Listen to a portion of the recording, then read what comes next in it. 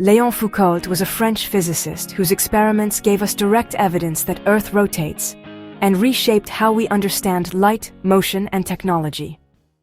Born in Paris in 1819, Foucault initially studied medicine, but soon became fascinated by experimental physics.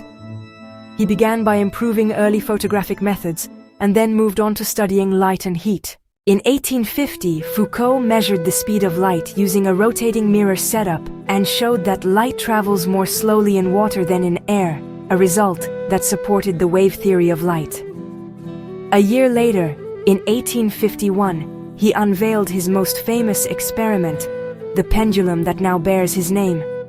By suspending a long, heavy pendulum in a great dome, he demonstrated that the plane of oscillation gradually rotates, proving that the Earth itself is rotating beneath it.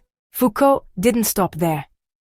He discovered what came to be known as eddy currents, or Foucault currents, invented the gyroscope, and devised the knife-edge test to check telescope mirrors. A method that really helped build better reflecting telescopes.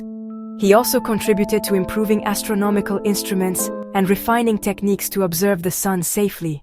His work earned him high honors, including membership in the top scientific societies of his day. Yet, despite his towering legacy, his life was relatively short. He died in 1868 at age 48. Even today, Foucault's name lives on. In pendulums found in science museums, in the very instruments astronomers use, and in the foundations of modern optics and mechanics. Please feel free to share if you enjoyed the video.